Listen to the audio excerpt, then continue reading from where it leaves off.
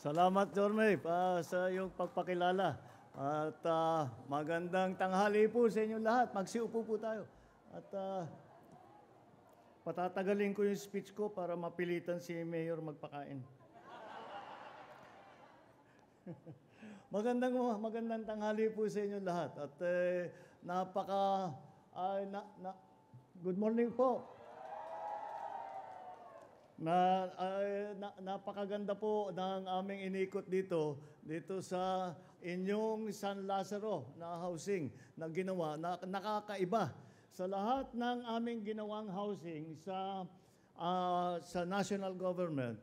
Lagi po namin sinasabi, hindi sapat na magtatayo ka lang ng bahay o magbibigay ka lang ng unit. Dahil ang buhay ng tao ay hindi pabahay lamang.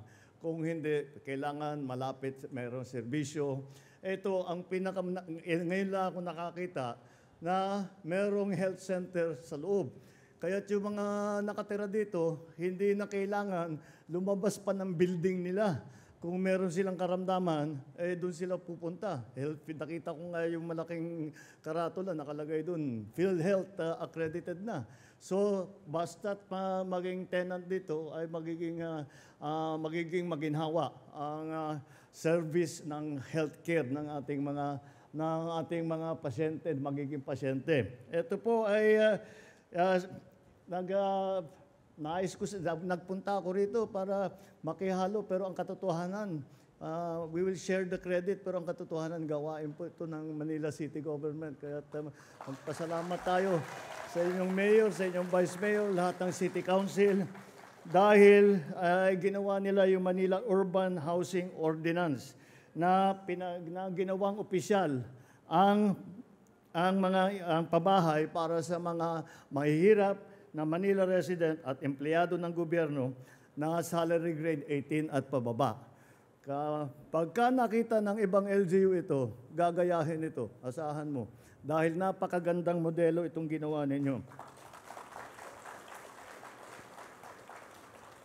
Ito ay bahagi ng tinatawag ng Maynila na in-city housing program. Nagsimula po ito, baka alam na ninyo, yung condominium. Yun yung nauna, condominium 1 and 2. Sumunod na yung binondominium, yung Pedro Hill Residence, yung dinadaan-daanan natin sa Skyway. Tapos San Sebastian Residence at saka yung Baseco Community. Yung po ang dinaanan din po namin, galing din po kami sa Baseco Hospital para makita kung ano yung mga facilities para sa ating mga kababayan doon. At masasabi ko nga ulit, napakaganda naman at maayos. At sa palagay ko, kagaya ng sabi ko doon sa Baseco, napakapalad ninyo na ang liderato ng lungsod ng Maynila ay talagang malapit sa tao, nauunawaan ang pangangailangan ng ating mga kababayan at hindi lamang nauunawaan kung hindi ginagawang kaagad ng solusyon. Naiinggit nga ako, sinasabi ni Jorme, yung isang housing na ginawa na sa 3 months. Ilang unit yon?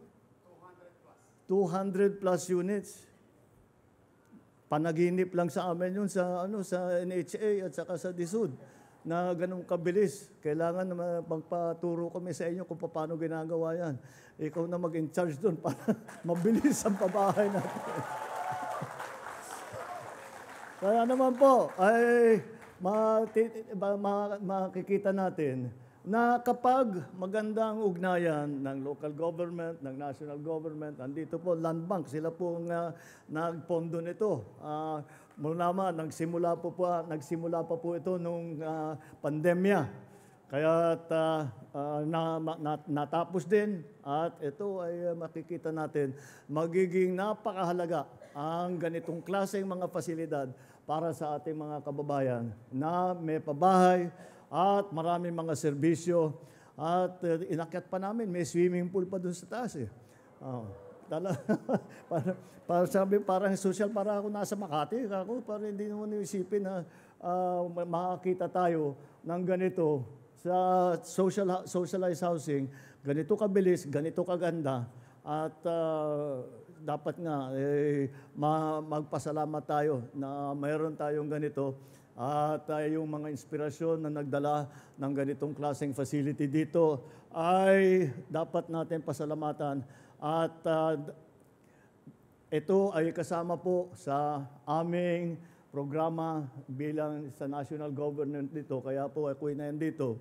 Kahit hindi national government project po ito, ay gusto kong ipakita sa lahat ng taong bayan na ito ang maaari nating gawin. Basta't magandang ugnayan, basta't magandang ang pag-coordinate ng national at saka local government, marami tayong magagawa. Ito, local government pa lang, pag pinagsama mo pati, yan na nga, yung mga funding, yung mga pondo na manggagaling sa national government, yan po, ay makikita po ninyo, ay napakalaki ang magiging benepisyo sa ating mga kababayan. Kaya po, ay congratulations po sa inyong lahat, sa lalo na yung mga maninirahan dito sa napakaganda na San Lazaro Residence dito po Santa Cruz. Kaya alam niyo po, ito po ay naalala namin lagi yung housing dahil kawawa rin ang ating mga kababayan at kakulang-kulang yung housing. Pinaalala sa akin ni Jorme, yung housing dito, yung luma dito, Bliss pa ito. Yung mga bata, hindi na nila alam yung Bliss. Tinayo ng mother ko, si Imelda yan. Panahon pa ng mother ko yan. Nung siya ay Human Settlements Ministry. Yan po.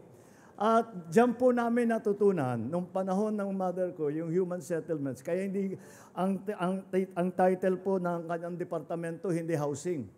Ang departamento was at the time, at saka nabalik, is gumagawa sila, hindi lamang nagpapatayo ng bahay, kung hindi isang komunidad. Kaya Human Settlements. Dahil tama rin naman, hindi ko basta maglalagay ka ng ilang bahay sa bundok, wala namang trabaho, wala nang walang palengke, walang simbahan, walang eskwelahan. Mahirap, walang pupunta ron, walang titira doon. Kaya ganitong housing na ito, ganun din ang pag-iisip na kumpleto na. It is not just a unit, kung hindi ito ay isa pa rin ay kasama sa community. Binubuo ang isang community. Ginawa ngayon dito sa Maynila, binuo yung isang community dito sa isang building. Kaya congratulations sa lungsod ng Maynila. Congratulations sa lahat ng magiging beneficiary dito sa magandang programa, magandang proyekto na ito. Maraming salamat po sa inyo. Magandang tanghali. At saka pwede na yata. Merry Christmas na po. Merry Christmas.